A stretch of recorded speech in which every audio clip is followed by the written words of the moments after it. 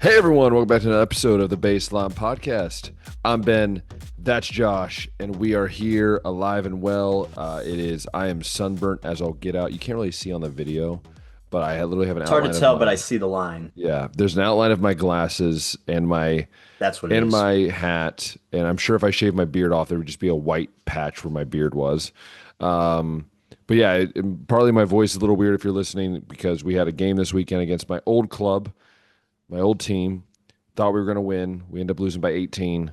It was closer than the score. It was 42-24 them. It was closer than the score indicated.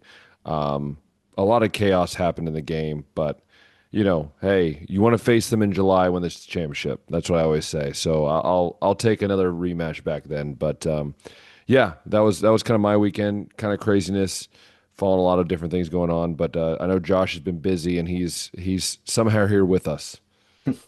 Busy. Yeah, I was telling Ben, there's just been a lot of extra overtime at work that I've been trying to take advantage of. Just being a new person at my company, I don't know how to do all the jobs yet. So when there is stuff that I can do, I try to get all of it that I can. So let's see, I've done 10 days in a row and then I got two off. Now I'm on an 8 day stretch and then I'm going to get 2 days off and then I'm going to go like seven of the next eight or something like that for now. And we'll see if any Yeah. more gets posted the next week. So yeah, just trying to cash in. We got a wedding to pay for in the fall and a few other nice Yeah. purchases I'd like to make. So it's always nice to have that extra money. But in that 2 days off stretch that I had, I got to take Taylor, my fiance, to her first baseball game. We just went and watched the Toledo Mud Hens. They were playing Kansas City's, I think, AAA affiliate, Omaha, and then got to watch the first round of NFL draft, which we'll be starting the podcast with today. Yeah. So I did get some sports time in, but other than that, Ben, it's just been working and mowing lawns, honestly. I've got my lawn mowed twice now. It's that time of the year too.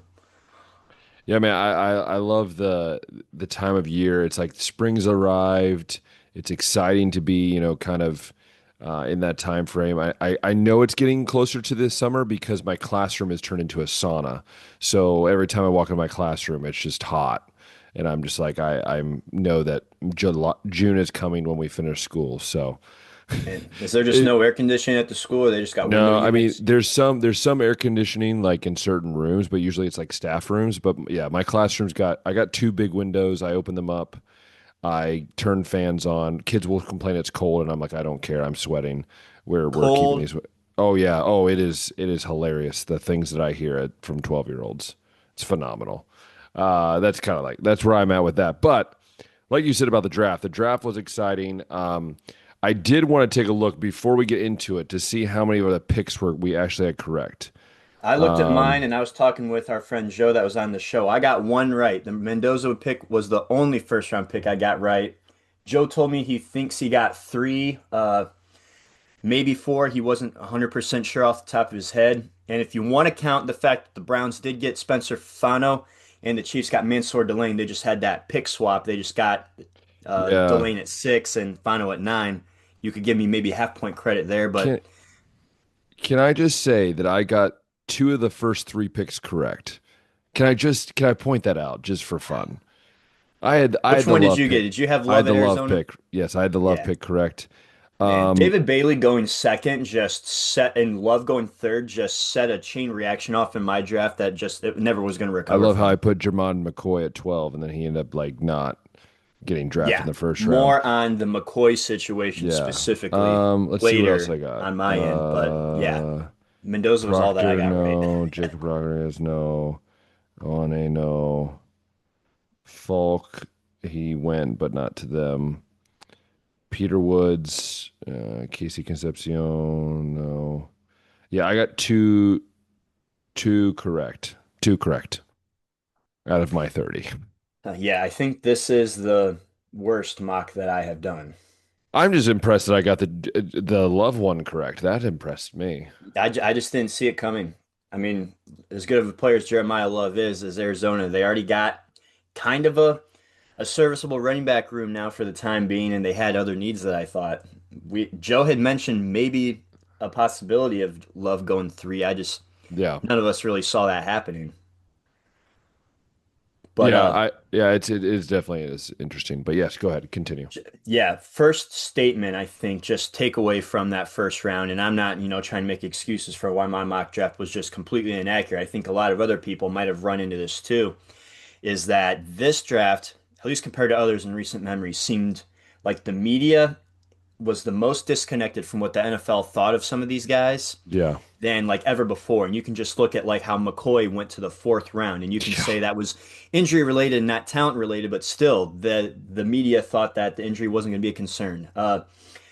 Monroe Freeling, he was like the fourth or fifth tackle taken at 19. They thought he might go as high as six, be the second tackle taken right after Maui Noah. And Maui Noah actually fell to pick 10, by the way. And then Caden Proctor goes pick 12. And there's just so many picks like that where it's like, and then defensive tackle too. Caleb Banks. So we just mentioned McCoy with the injury. yeah. Banks was supposed to fall out the first round because of health. Only got in like 3 games, and I think he was the first defensive tackle He taken was, over yeah, Peter Woods, over Caden McDonald, over Lee Hunter. Uh, so there's just so many situations like that where it was just like positional rankings based on what the media had and how they went in the draft, how the NFL yeah. thought of them. Just it seemed like it was the most disconnected from any draft that I've seen since we've, at least been doing them on the baseline like Yeah. this. I don't know if you had a similar reaction, but that was like one of my main takeaways I from watching Thursday night. I think for me it was just kind of like just how dry this class was. Like, yes, you had the Caleb Downs, you had the Arvell Race, but even those guys, like, yeah, they're good. But I think we've had other draft classes where like those guys might go mid first round, later first round. I just think that this draft class is so dry. And maybe that is the effects of NIL and just guys not wanting to go early and maybe develop more. But yeah, I heard a lot of people say that there's just some guys that go in the first round that they might not even see the light of day in the first round in another year, right? And next year or whatever. So I don't know. It didn't feel as exciting. I guess there wasn't as much. There was more trading I think in the first round than I've seen in a long time. Just throughout the whole draft, there was teams swapping left and right. I think there's just a lot of guys that are like they're good, but they weren't any like really great players at least right now. There wasn't the Jeremiah Smiths, the Dante Moores. There's none of that yet, and so I think there's a lot of teams being hesitant of who they choose, knowing that they have the draft coming up next year, where you could get some of these guys and provide yourself with something. Yeah, chatter on Twitter, chatter on X about like round 6 and 7 just being so dry, and to speak to the effects of portal and NIL. 123 players, Ben. I think it was 123 they said transferred at least once in college, which That's is up. wild. 2 years ago, that number was 84. And I think also that this was on Josh Pate's show. He pointed this out that I think this was the fewest G5 players taken in a draft too since like decades ago. So it's just Yeah, showing the migration from the lower levels to the higher levels, the teams that do their due diligence and seeing some diamonds in the rough and get them once they start balling out. The LSUs of the world, the USCs of the world, the Oregons of the world come in and swipe them up. And he was using that more so to discuss that in this new era of college football, you're never going to have like a 2017 UCF or a 2007 Boise State or even like a 2021 or two Cincinnati, I think it was, yeah, when we were still in the four-team era. There's just never going to be able to be a team to accumulate that much talent. It's all going to disappear like fairly quickly. yeah, So yeah, a much different college football. I think a lot more guys, and we saw this at least with the quarterback class. Like Lenore Sellers was supposed to be a big pick in this draft, and he didn't even declare, and Arch Manning didn't declare, and there were, hmm I'm sure a handful of others, but Garrett Nussmeier, who's supposed to be a top quarterback, went in the seventh round. went in the seventh round. Yep. But yeah, it's Yeah. interesting So for sure. yeah, we can talk Cleveland specifically now if you Yeah, want. yeah, let's do it, man. I loved the What was Cleveland the Browns grade? draft. Let's give good grades. What would you grade the draft overall? I think that's good. I mean, not the whole draft, but the Browns draft. I think that's always fun to hear, kind of where each grade is for each of us. This might be the highest I ever give Barry. I can't remember what I gave him last year for getting like I think you said B Judkins and Finn plus and or all something those like guys. that. I think you did B plus or something I'm like that. gonna just straight up give him an A this year. I Like will flat 100%. out A. I Flat will out A. 100. You got four guys that were being talked about being in Yeah, the first round in your first 60 yeah. picks. I would Like in your say first for 60 picks. me, I would say it's A minus. The only reason is I don't. The only reason I gave it an A minus is because of the tackle that you traded back up for the third round in. Felt like it was a little rich for a guy like that. I mean, he's good. Don't get me wrong. I just feel like he's more of a depth piece, and I felt like you could maybe get him there in the fourth round. Um, I mean, I don't mind it. Again, I think when you knock it out, like you said, at the Yeah. park with those four picks, it it kind of counterbalances maybe and you also drafting Green. Interesting move, but I could see maybe the Terrell Pryor move where you see if you got a quarterback, and if not, he's a freak athlete. You put him out Yeah, there at receiver. we know from the combine that Taylor Green, he's definitely a freak athlete, just maybe not so much a Yeah. quarterback. And maybe I'd even throw an A minus on this just because there was like, splitting hairs things that I would have done. Like I would have taken Maui Noah. I didn't think that he'd be available at 9. After we trade out at 6, I was a little bummed out because that was my top tackle. That was like everybody's top I tackle. think because he's versatile. I think that's why they went with Lomu, not Lomu. So Fano can Fanu, move because around he a little could do bit, yeah. multiple things. And I thought we could have gotten maybe an extra first round pick from Kansas City when we traded back, and we didn't. We got a third and a fifth. But I mean, this is like splitting hairs moves. At the end of the day, we still got Should have first got a round tight end talent. earlier. Like I thought, if you're Think trading so? up in the third round, I think that should have been a tight end, and you could save the fifth round for a tackle. Like you get a more of a depth piece. I think like you could have Max Clare was still sitting there. You still had Kesmerick from Ohio State. You still had a lot of these other really good tight ends that I think were still sitting there. And I don't mind getting a former Buckeye in who they got, but he's not. He's kind of went downhill a little bit since he went to Cincinnati, and he's not a blocking guy. But they did get a blocking guy at the end of the draft, which is kind of cool. But let's go back to these first Yeah. four picks. At the end of the day, I do love Amazing. Fano. That was the guy that I thought we were gonna get, like the second tackle taken off the Yeah. board. I love the versatility he brings. So I love that pick. Casey Concepcion's the one that I think's been the Stop most dropping. discussed. Stop dropping it, and I'll be fine. 19 drops, I believe, over the course Yeah. of his college career between NC State and Texas A&M. And when you got a wide receiver, Ben, who's got concerns with being able to catch the football, it's almost like, okay, we love this quarterback, but he can't throw the football. We love this Yeah. running back, but he has fumbling problems. We love this linebacker, but he can't tackle. It's like that's what a receiver's supposed to do. But when you look at the tape and watched the He's a games freak, last year. man. When he has the football in his hands, very special player. Also was an impact guy in the return game, had 2 punt returns for a touchdown with When the was the Aggies last time last we year. had a good returner? Yeah, we have not had a really effective special teams guy back there for quite some time. I mean, do we have to go all the way back to Josh Cribbs, We might honestly, have to. like that long ago? I But will say though, on top of what you just said there, I think Casey Concepcion. The only reason it made me feel better is they got Boston. I'll be honest with you, if they would have not gotten another top tier receiver, I would have really questioned what are you doing, Andrew Berry. Like yeah, personally, that was just been my personal take. from our discussion, we thought Concepcion was more of like the type of wide receiver that the Browns would draft, but lacking a number one guy, we thought maybe Boston was the safer pick. But Yeah, just hearing a buzz online, it sounds like if we would have gone Boston first, Concepcion wouldn't have been available in the no, he second round. wouldn't There have. were Yeah, teams that were no, ready to trade up to get him, like at pick 25. If we didn't do that, I think Seattle was looking at that. I think Kansas City was looking at that. yeah. So there was a lot of love for Casey Concepcion, and even when you watch, like I was saying, watching the tape, even with the catch concerns, like there's a lot to love there, and you just And hope he's just a that. great guy. Yeah, yeah, really good guy. Speech impediment, I think, with him. So I think that plays into it. Does his best to try to, talk and give good interviews. But Concepcion and Boston together, yeah, really, really solid duo there for the wide receiver room. And then on top of that, we had Emmanuel McNeil Warren, That safety was that that was an amazing pick, an safety out amazing of pick. Toledo. Yeah, yeah, really good pick back there. So he'll be back Especially there with with. Hickman, and Del Pitt on their last year of their deals. Like you Yeah, don't have them guaranteed. yeah, yeah. Just you never know what can happen in free agency. So we got some depth there in the secondary too. And again, a guy that was being talked about in the first round that we got at pick. I think it was pick 58 or pick 60 or somewhere around Hmm. that range. So and then we got some of these other guys later, like you mentioned, Joe Royer. We signed Spencer Fano's brother, Hmm. actually, and the undrafted situation and Taylor Green. I like that more than getting like a Garrett Nussmeier who seems to have like a pretty Yeah. clear ceiling. Whereas like Green, it's like okay, we see the raw arm talent there, but we see the freakish athletic ability. So late round, I'd rather take somebody like that. But You know for sure they're gonna have some packages with him next year for sure.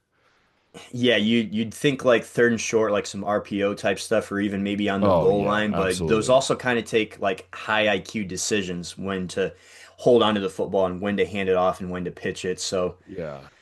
hopefully he's got, some intelligence there with that.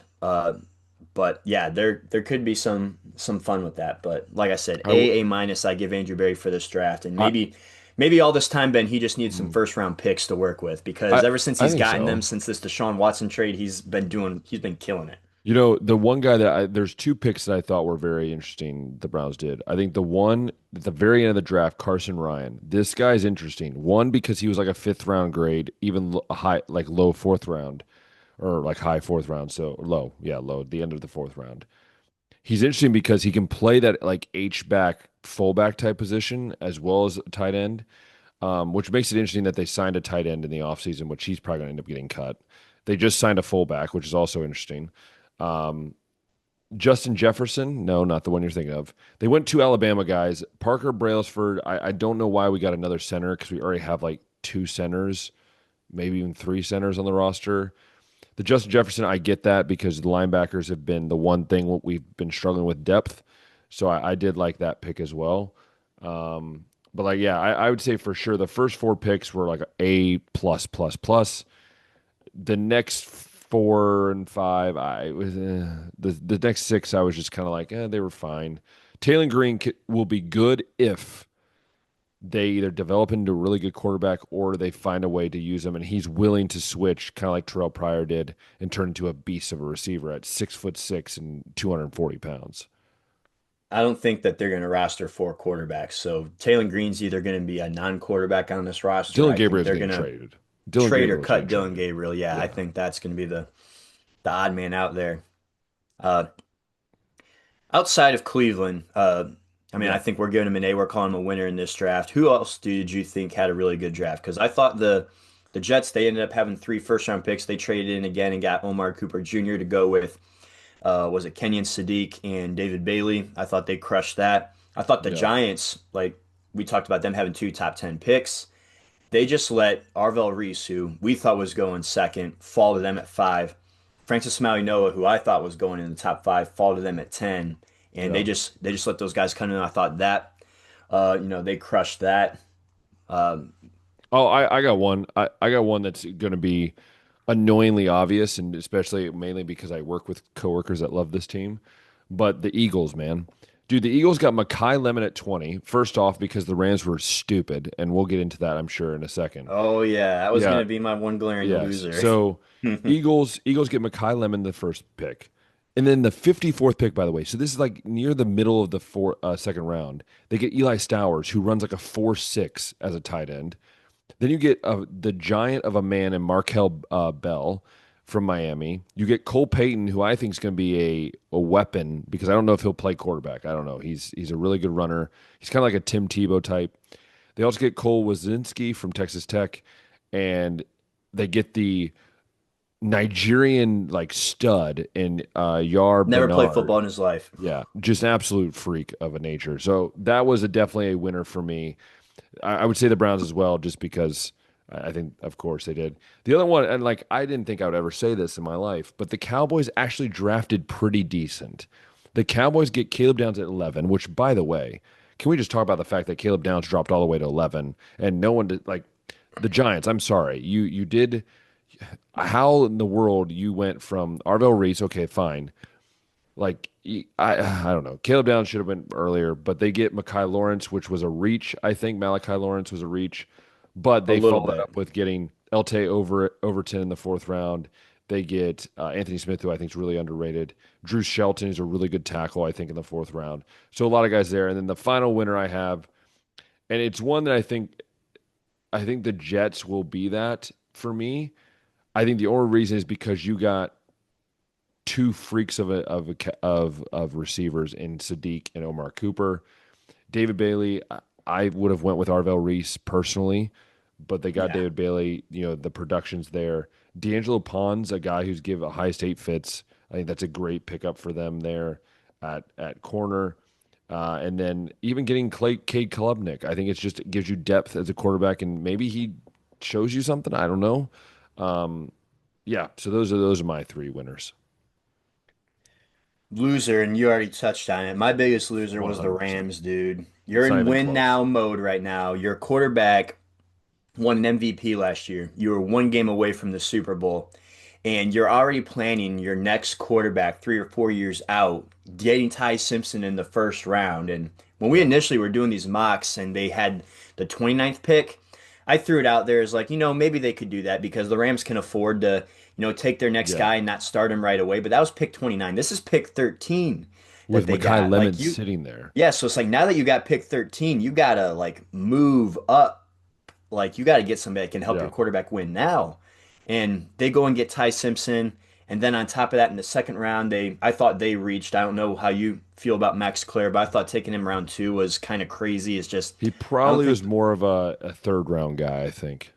yeah, I don't think that they really did anything to help them win right now while they're in this window. And it's similar to how excuse me, the Packers took Jordan Love when they had Aaron Rodgers on the roster a few years ago, Yeah. and Rodgers was, visibly upset. And at least they told Matt Stafford, I guess, that they were going to do this pick, and he put his blessing on it. Whether that was begrudgingly or excited or whatnot, I don't know, but I just thought the Rams uh, could have done better than what they did.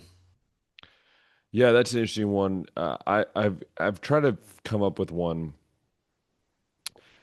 So here's my first one. San Francisco 49ers. What are we doing? Why did we draft DeJon Stribling with the first pick when Boston is sitting there? Like, I'm sure that's when That's the another Browns were one, like, dude. they drafted him. They drafted Romelio Height in the third round. Kalen Black, and there's so many other guys they could have went after. I don't. They traded out of the first round, I believe, and I don't. Yeah, I don't know what the 49ers were doing. The Stribling pick was probably the most confusing pick for me because it's like there's so many other good receivers are out there. There's so many other guys that were still sitting there. You still had they wanted, they had interior help they could have got with stinking with McDonald was sitting right there. They didn't go there. So that's my first loser. Yeah. Second loser. I was gonna Actually, on that note, can I add to yeah, that? yeah, Yeah, which team was this again? 49ers. 49ers, yeah. The comment that John Lynch made this like in the weeks leading up to the draft about if you're not using AI, like you're already behind. That's what I thought too. Is like he's out here asking ChatGPT who he should pick, and I it know. just like had a glitch right there where had told him to pick that way. Yeah, Like, it's an interesting move. The other I have two that kind of go hand in hand. Um, so the first one that's kind of separate with it is I put sorry, I'm just looking at the list. Oh, is the Vikings. They're not as big of a loser as these next two, but this one's confusing for me because of Caleb Banks. To be honest, that's what really I don't understand what you're doing. I felt like you could have went McDonald or just gone a different way. I mean, Thieneman was still there. I mean, there was a lot of I just yeah, it just didn't make sense to me that whole kind of moves. The fact that Max Bredston they did get from Michigan, who surprisingly went after the guy from like Germany from Michigan, who barely played for Michigan, but yet he went in the second round. I didn't understand that. But here's my two top losers for yeah, me. I got one more after you got. Yeah, here's my two top losers. Jacksonville Jaguars. Um, what are we doing? Why are we drafting a blocking tight end with your first pick in the second round? I'm sorry. I that just confused me. Then they go get another tight end. Then they don't really draft receivers at all until the sixth round. They go somewhat. It just felt like there was nothing like organized with all of this. So I don't know why you didn't get really a running back. I feel like because you got rid of because there's no more ETN, so I thought maybe they go running back. They didn't touch that running back room, so it's very fascinating to me. And then the other one I put was actually the Tennessee Titans, and it's not because of who they got. Hmm. It's I felt like Carnell Tate. He's yes, I'm as high on Carnell Tate as anyone. but I felt at pick 4 with both Sonny Styles and with Arvell Reese sitting there, you have to take one of them. You get Kendrick Folk. We're both not super high on him. Anthony Hill, like, I mean, you could have gotten at least one of those edge or linebackers that are just so much better. You did get Nicholas Singleton, so I'll give you that. Yeah, I just didn't understand the whole Titans draft a little bit. It was a little confusing to me, but yeah, those are my losers. My other loser's Miami Dolphins because I don't know why you're going with Caden Proctor at I pick 12. 100% Maybe you agree like with the you. versatility there, but Monroe Freeling's there. There's better Lomu was offensive there, I linemen believe. available right there.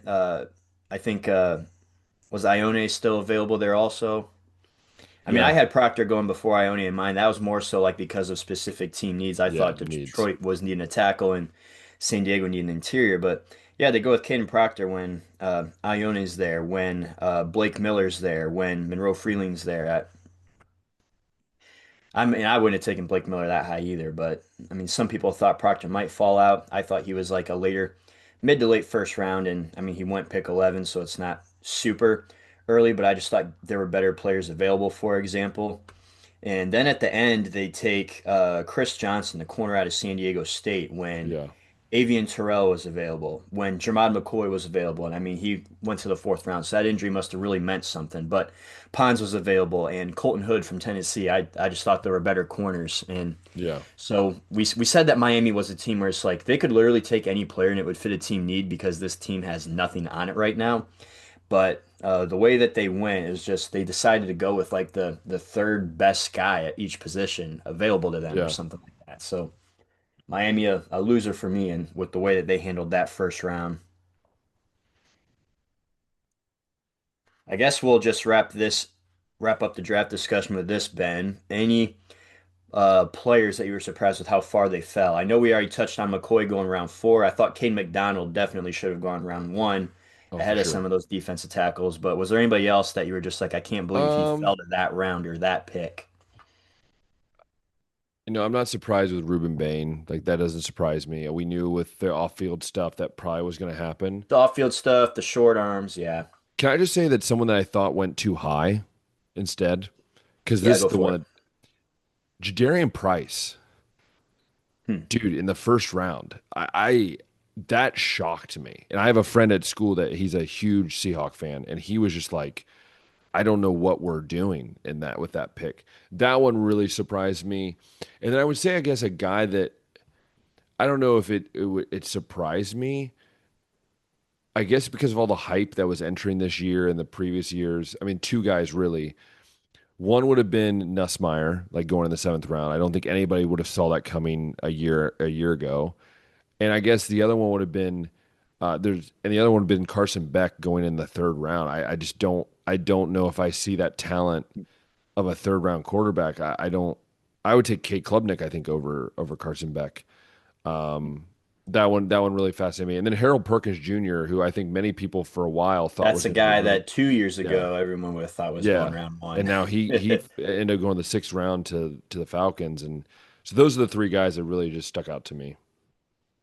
Yeah, I got a couple that I can talk about too. Drew Aller, not really shocked where he got drafted in Even though he like was a the Browns fan, by round. the way, growing up. That's what I was gonna Uh, get. Not specifically yeah, the round, but it's just yeah, there's pictures of him, in Cleveland Browns gear, and even the reaction he got he was when so hesitant. He was like, "I yeah, don't want he to put didn't this want to on." put that hat on. I don't think he did. So that was, just kind of like a funny little moment there where it's like, man, your own, childhood fandom and like now your reality is like your Yeah, employers like clashing together. It's like, man, this, it's got to be a bittersweet moment to hear your name called, but it's just like, yeah, it's the Pittsburgh Steelers though. And it's like, man, it's like if you get I've the only scholarship offer and it's Michigan. yeah. Like, oh, Oh man, yeah. And then the one more note on Price too, when I think they said that him and Love are the first running back they are. tandem to go in the first round, and I was just sitting here like, man, that's right, because Travion Henderson and Quinshon both went round 2, Yep, round and you would two. have thought maybe Reggie Bush and Lendale White, but Bush went first round, Lendale White went second, and I just Yeah. think there's been better running back tandems, but it's just again it wasn't a very strong draft class, especially at the running back position. So Yeah. it kind of opened the door for that to happen. Yeah. But yeah, NFL draft came and went. So It now we'll did. see how these guys, start performing in camp. But there's a lot of other things going on in Diego Ohio, Pavia, Ben. by the way. Diego Oh yeah, Pavia, by the way, doesn't initially get got an drafted, invite. Yeah, went undrafted. Initially got an invite. Now he got a 3-year deal from Baltimore, is what it which is. I'll be honest, I don't see him as a NFL quarterback Me personally. neither. And the fact that he went undrafted, I mean, I could see that coming. I It's think more of the it's behavior stuff. It's more of the behavior yeah. stuff. When you hear like the first Heisman finalist and I could drafted since 2014, that'll, scratch your head a little bit. But the way that he talked, the way that he handled losing the Heisman Trophy, the height, the age, like it's just so many things working against him. And then his own personal demeanor and attitude just did not help him at all. And If there's he a video had that like Fernando Mendoza's personality, maybe he gets a yeah. chance in round There 6 or 7. the thing is there's a video resurfaced of I guess him when he was at New Mexico State. There's like a video that resurfaced of him like he was peeing on the New Mexico practice logo. Like that it's just that stuff I think that drives teams nuts. Ridiculous, yeah. So yeah, that's never a guy that you want being the face of your franchise No, in the especially the NFL. Ravens. In college, it's flashy, it can get you a nice NIL deal and stuff, but in the NFL, they don't deal with that. Yeah. Yeah, it's interesting. Yeah, so that's NFL draft. We got some other Ohio sports related We stuff to do. talk, Ben, and we're gonna go ahead and start with maybe the bad and more frustrating situation first, and that's what's going on with the Cleveland Cavs series with the Toronto That's Raptors right so now. dumb. Couldn't have started better, Ben. We're starting off, the first two games are on our home court, and we're taking it to Toronto. Dominating. Like it's looking like okay, yeah, we're gonna, make light work of these guys. Maybe this series will be five Meanwhile, games. Magic are beating the Pistons 3-1, and I'm sitting there going, "This is the perfect opportunity to go to the Eastern Conference Finals, people." Yeah, like you're feeling good after those first two games, and I'll go ahead and pull up the way that these scores have gone because yeah, the first two games they win 126 to 113, then they win 115 to 105. We're shooting great, and we're just tossing up bricks since we've gone to Toronto, Ben. These next two games, the fourth quarter especially, they just fell off a cliff. I think they were outscored by 20 points in that fourth quarter, and Toronto ends up winning by 22 points. So big deciding factor there. Game four, neither side really shot the ball all that well. So, I mean, kudos to our defense for holding Toronto to 93 points, for holding them to shoot in it was, let me check. We held them to 32% shooting from the field. We were a little better at 37. Uh, we held them to shooting just 13% from three also, but just for whatever reason, we Yeah. we couldn't come out of there with a W. They come out and get that win. And I don't know. I'll go ahead and let you, I guess, just give your Yeah. initial reaction. I got some things, but you could just simply boil it down to home court advantage, maybe being maybe a little bit more of a real thing in the NBA than what Yeah. we would have liked to have imagined. But there's a couple things that I'm noticing, maybe a couple players that just have Oh, I not just been living up. I just think that one, it starts with coaching. I think Coach Atkinson is just like not playing players. He's playing like 6, 7 deep, no pun intended, but he's not playing a ton of guys, and I think that's going to come back to bite them. I've said that most of the year. Um, you got to let the guys you traded for to have a piece in this team. Um, yeah, I guess for me, it's more of just noticing a lot of guys just they don't see themselves, um, and they don't they're not shooting the way they should. But I think generally you just got to play better. As I think better coaching decisions, it has to happen in this next game. You don't want to go down 2-3 and already on a 3-game losing streak, and then your season's down to this. So you have to do what you can to come out with a win. Mitchell and Harden are leading the team in points. I don't think that's a shock to anybody, even in Toronto. Like their point totals went down a little bit. But I mean, still, we're first and second scoring. The guy that I'm looking at's Evan Mobley, and we've had some, criticisms of him in the Yeah, past, with being soft or not being able to be healthy. But First two games he scores 17 and 25 points. Uh, then in the Toronto series, he's been playing his worst ball. He comes in, he does get 15 points in game three, but he shoots just 30% from the field. And then in 32 minutes in game four, just scores 8 points. Does get 9 rebounds on the defensive end, but it's Yeah, just that's a guy that we're really counting on. Like we needed a for third sure. guy that we could count on. Even before we made the Harden trade and we had Garland, it was like, okay, Garland, we can count on to be like our number two, and Mitchell, is our clear number one. We really need that third guy because Jared Allen, no one's afraid of Jared Allen's offense out here. No one's afraid of Dean Yeah. Wade's offense. I mean, we're paying Evan Mobley to be that guy, and I don't know. We need more out of that guy this series.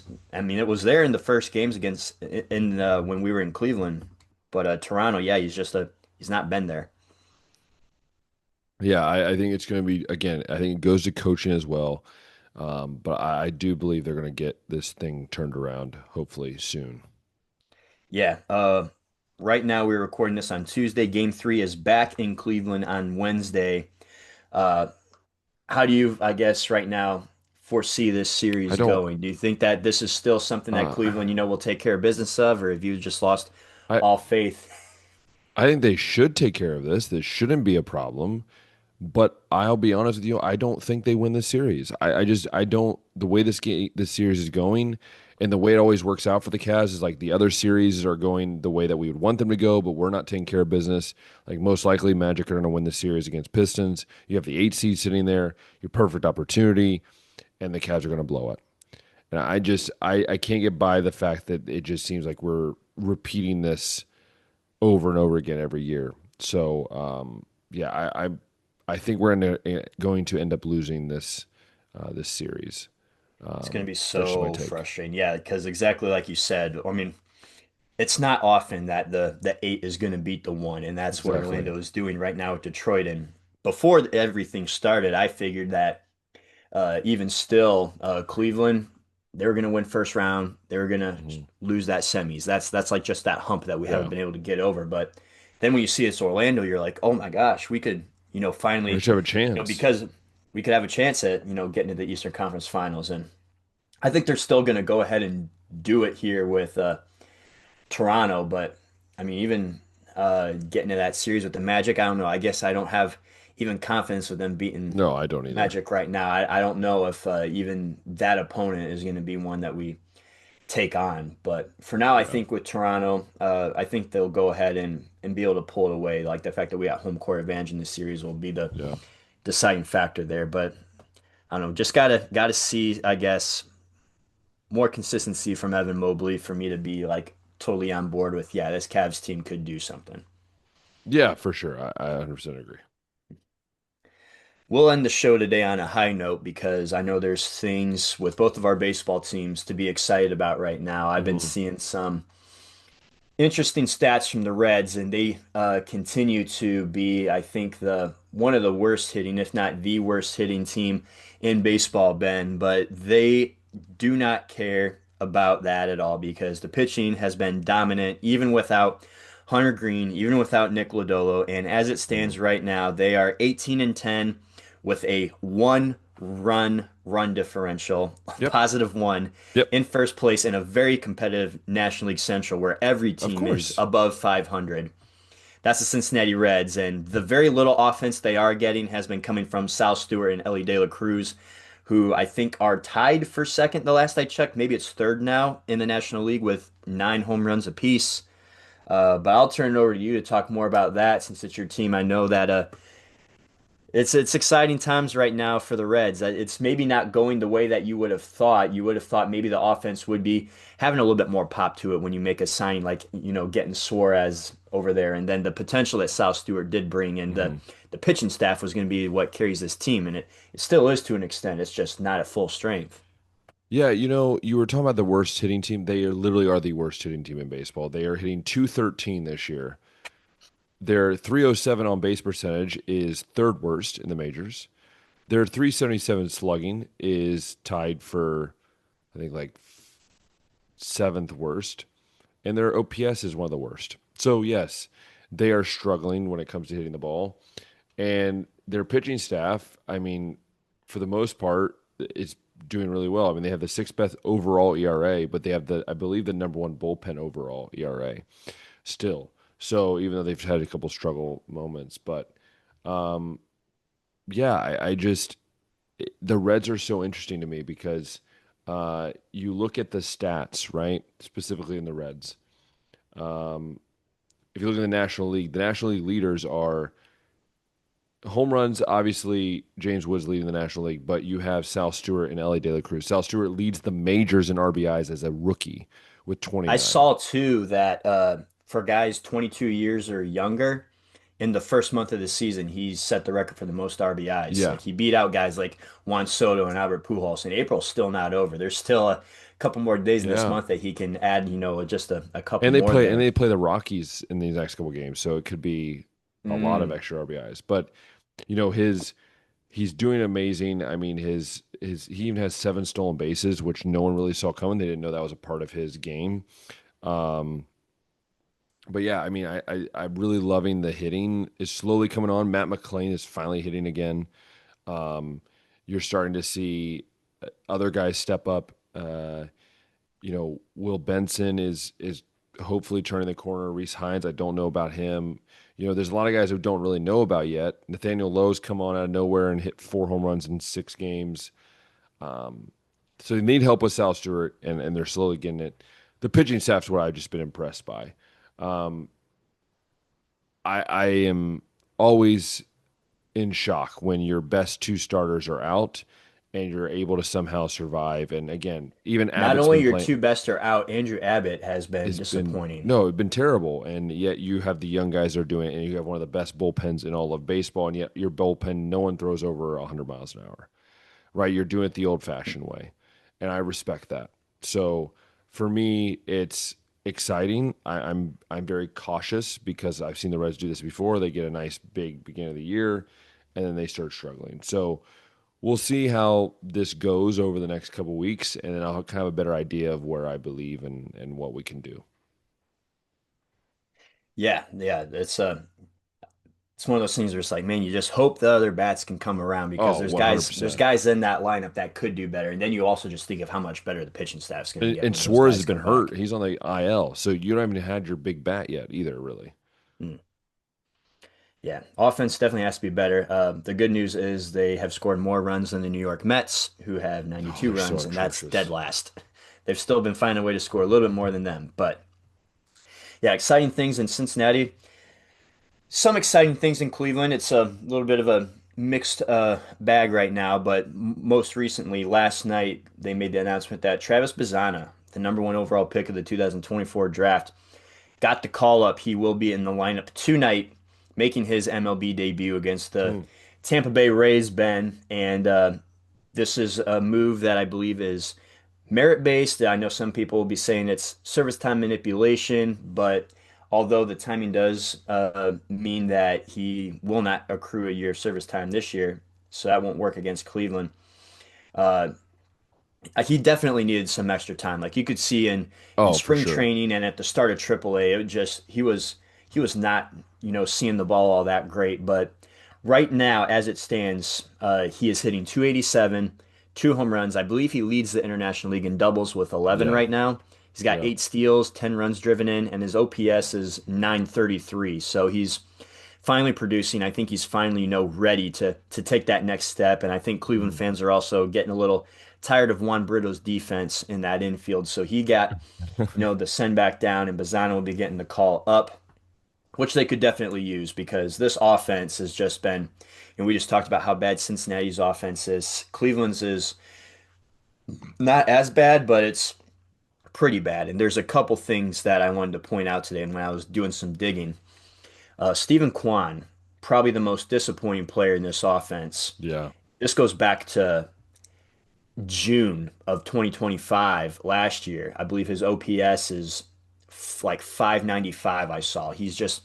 That's your leadoff guy, and sad. he's not doing any kind of offensive generation at all. He's not getting on base. Chase DeLauder is exciting of a start that he had, and I still like him as a rookie. He hasn't hit a home run since April 3rd, so it's been a little Yeah. while. Chase Delar is really struggling. They might need to send him Yeah, down. This let him this get all some this bats. always happens with like younger hitters. They come up and pitchers don't really know how to attack them, so they, start off really nice, make some nice highlights. They Not get many are figured like Sal out. Stewart that can just adapt either. Yeah, not everyone can be like Sal. That's a unique situation, but yeah, prospect comes up, does really well at first. Pitchers figure him out, and then he has to do a correction now. And sometimes Yeah. that correction needs to be made in AAA. We've seen guys like Jackson Holiday need to go back down. We've seen uh, some other high level prospects Mhm. like Spencer Torkelson has had to go down. I'm trying to think of some other guys, but it's Mhm. definitely like a more common thing. And then we get to Kyle Manzardo, who's our cleanup guy, and he's hitting 203 with one home run and I think 8 runs driven in. It's been embarrassing production for a cleanup guy. And Jose Ramirez, the one guy that you can count on, has also been struggling at the plate, hitting I He think has. 229. But one other thing I noticed with Jose Ben is that he is walking at a career high rate, 16%. That's almost double what he has produced the last 2 years. And it Yeah. got me thinking, okay, if Steven Kwan is not getting on base, if Chase DeLauter's in a slump, and Kyle Manzardo's absolutely no threat to drive any runs in, I'm sure teams are just looking at Jose and giving him absolutely nothing to hit. That shows with the Oh, walk rate, that shows with 100%. the batting average. He's getting, a lot of pitches out of the zone probably. Since he's walking at a career high rate, he's in some ways taking what the pitching is giving him, but he's just not getting many good pitches to hit. There's no protection anywhere. So if there's nobody, if, Yeah. if Quan could just get on base, maybe they're gonna, pitch a little more to Jose because then you risk putting two guys on base. And even for a guy like Manzardo, it's like you don't want to put two guys on for anybody. Yeah, And if for uh sure.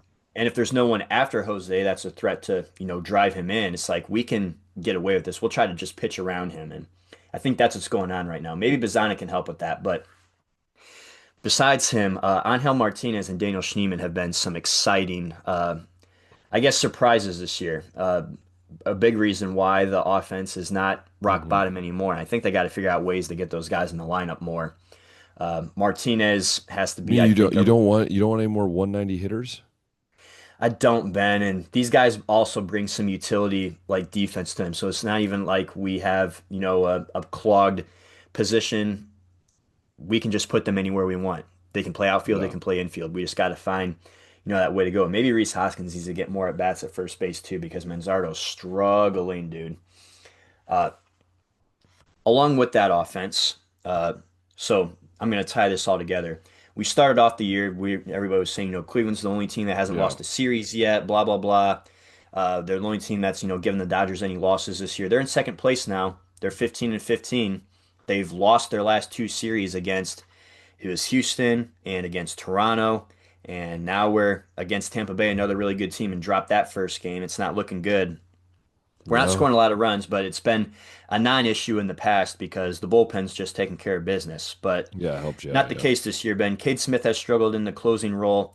Hunter Gaddis got crushed. He's been getting crushed since he's come back off the injured list. Uh, the bullpen that we used to, totally be able to rely on has a 4.57 ERA right now, which ranks 21st. They also Yeah. have, I believe, where is it at? The lowest ground ball rate too at 34.5%. So these guys are just when they're facing Cleveland bullpen, they're just uh, basically just hitting it hard. Yeah. The strikeout rate is third. Like the bullpen K9 is third at 9.6 strikeouts per Hmm. 9 innings. So the power's still there. It's just when these guys are hitting it, they're putting it in the air, they're putting it in play, and we're just, Yeah. the starting pitching that we've been able to rely on, Gavin Williams, Parker Messick, Joey Cantillo, uh, these guys just we're not scoring any runs, and the bullpen is also not holding the little Hmm. leads that we get. So that's Hmm. a couple things that Cleveland's gonna have to get figured out. And it's easy to say like, okay, they'll figure it out, but I do, have my doubts on if they will figure it out this year. Really losing Clase sucked because then it It forced did. everybody to Yeah, because get you had to make adjustments. Yeah, everybody had to get basically bumped up one bigger role than what they were playing, and Yeah. some of the guys just aren't living up to that hype. So No. Yeah. For we'll sure. see what goes on in Cleveland, but yeah, there's some things to be excited about. There's some things to be concerned about, but yeah, just wanted to bring those up. Hmm. Uh, I guess we could end the show today. We've had some managerial firings already just Yeah. in the Yeah. last few Yeah. days. Alex Cora is out in Boston, Rob Thompson out in Philly. And I think if the you would have asked me, Ben, before the season started, Hmm. there's going to be two managers fired in the month of April. Who do you think they're going to be? I wouldn't have guessed these guys. No, I would have for sure thought, not. I mean, Alex Cora, not that like Boston I was really Hmm. high on, but he's looked at as one of the smarter managers in baseball. Yeah. And then over on the other side, like Rob Thompson with Philly, it's like they're in a win now mode right now. They've been, competing the last several years. And They're they ready are to run it now back. I and they are I now wouldn't have thought 9 him. and 19. Yeah, not looking good. I mean, both teams are struggling. Philly was on a similar skid to the Mets were, and the Red Sox just the Red Sox fascinate me, Ben. The way that Craig Breslow's been making moves out here. I mean, I just to know. just to just to book everything here. So it all starts, it seems, with this Rafael Devers situation where you sign Alex Bregman. I guess you guys don't talk things over with them about who's going to play third base, and Devers says he's not playing first. Then he decides he will play first, but he's making, a big fuss about it. And then they trade him Yeah. for a handful of high-level prospects. James Tibbs and Kyle Harrison headline that. Uh, but then they go and trade. What was it?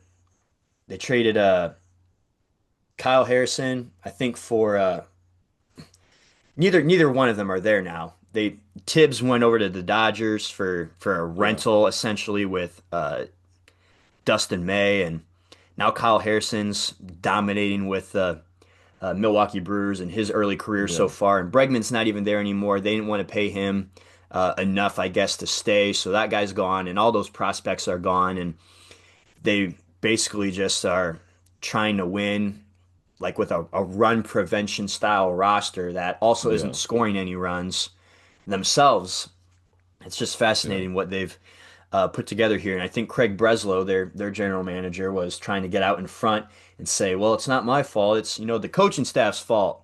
So trying to rewrite the narrative there, but I don't know.